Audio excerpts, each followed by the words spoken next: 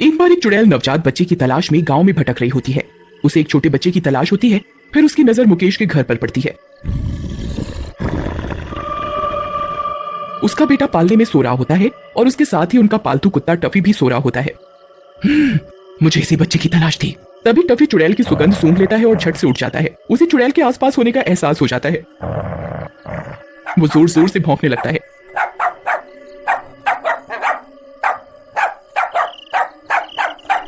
चुड़ैल खिड़की के बाहर खड़ी होती है।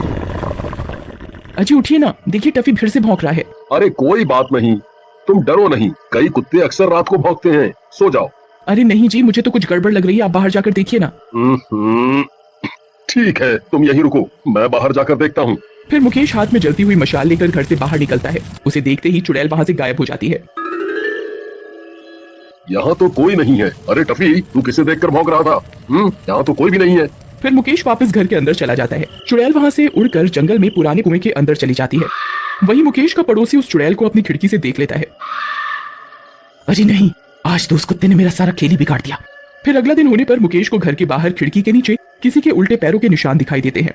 वो पैरों के निशान बहुत बड़े होते हैं। उन्हें देखकर मुकेश डर जाता है। अरे नहीं, जिस बात का डर था वही हुआ। ये निशान किसी आम इंसान के नहीं है। मुकेश भाई, तुम्हारा शक सही है। तुम्हारे मुन्ना पर एक चुड़ैल का साया है।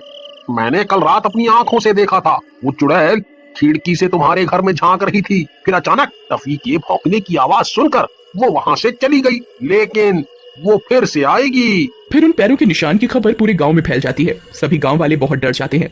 उसी दिन गांव में मीना के घर एक बिटिया का जन्म होता है। जी मुझे तो बहुत डर लग रहा है जी। गांव में एक चुड़ैल घूम रही है जो नवजात बच्चे की तलाश में है। कल रात गांव वालों ने मुकेश भैया के घर के बाहर उस चुड़ैल को देखा था। अरे तुम डरो नहीं, मैं हूं ना, कोई चुड़ैल हमारा कुछ नहीं बिगाड़ सकती। फिर रात होने पर वो चुड़ैल जैसे ही मुकेश के घर के बाहर पहुंचती है, टफी उसकी मौजूदगी का एहसास कर लेता है और जोर जोर से भौंकने लगता है। अरे नहीं, इस कुत्ते की वजह से मैं अपने मकसद को अंजाम नहीं दे पा रही।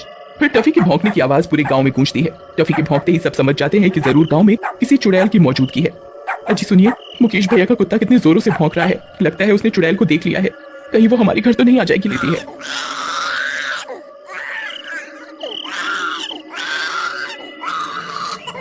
उसके रोने की आवाज उस चुड़ैल के कानों में पड़ती है। अरे वाह, ये कौन रो रहा है? ये तो कोई नवजात लगता है। वाह, अब मैं उसका शिकार करूंगी। फिर चुड़ैल मीना की बच्ची को सूंघती सूंघती उसके घर के बाहर पहुंच जाती है। पप्पू और मीना अपनी बच्ची के साथ घर में पलंग के पीछे छिप जाते हैं। अजी वो चुड़ैल यहीं कहीं है, आप जल्दी जाइए और सारी लाइट बंद कर दीजिए। फिर पप्पू भागकर जाता है और सारी लाइट बंद कर देता है और वो दोनों पलंग के पीछे छिपे रहते हैं। फिर चुड़ैल खिड़की से झांक कर बच्चे की खुशबू सूंघने लगती है। मैं बच्चे की खुशबू सूंघ सकती हूँ, मेरा शिकार आसपास ही है। तभी बच्ची रोने लगती है।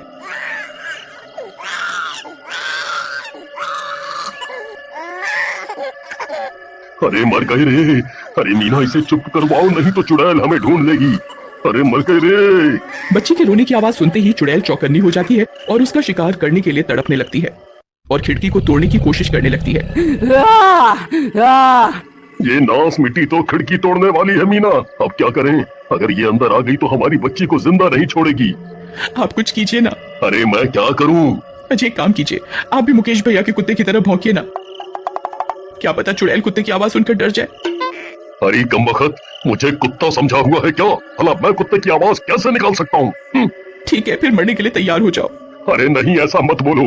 ठीक है, मैं कोशिश करता हूँ। ये भगवान, रक्षा करना।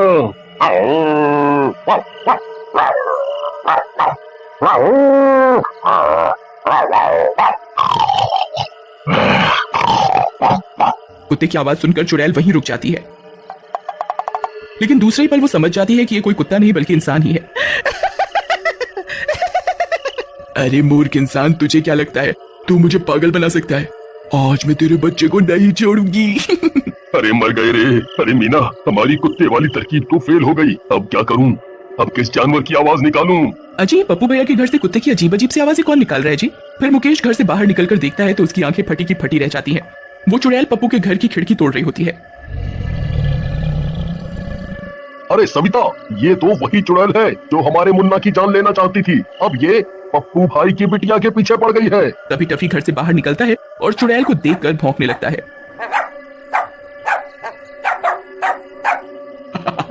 ए मूर्ख इंसान, तुझे क्या लगता है तू फिर से कुत्ते की आवाज निकालकर मुझे डरा देगा? अरे मैंने तो कोई कुत्ते की आवाज नहीं निकाली, तो ये आवाज कैसी है?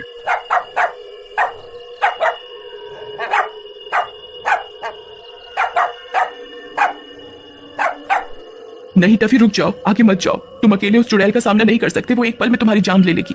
फिर टफी वहीं रुक जाता है और जोर जोर से भौंककर अपने साथियों को पुकारने लगता है।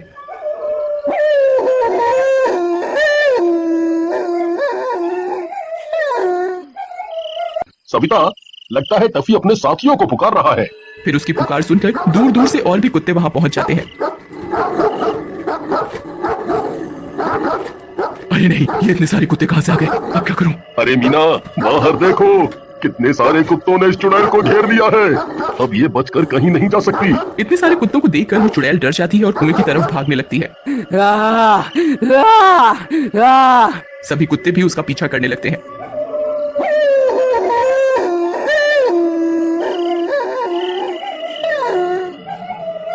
चलो गांव वालों, यही सही मौका है, हमें इस चुड़ैल का पीछा करना होगा। अब हम इसे अपने हाथों से बचकर नहीं जाने दे सकते। चलो भाइयों, आज इस चुड़ैल को जिंदा नहीं छोड़ेंगे। आज इसका काम तमाम करके ही रहेंगे। आ जाओ। फिर चुड़ैल भागती भागती जंगल पहुंच जाती है और कुएं के अंदर चली जाती है। सभी गांव वाले भी वहां पहुंच जाते हैं। अरे भाई, ये तो इस कुएं में चली गई, अब क्या करें? एक काम करते हैं, इस कुएं में ही आग लगा देते हैं।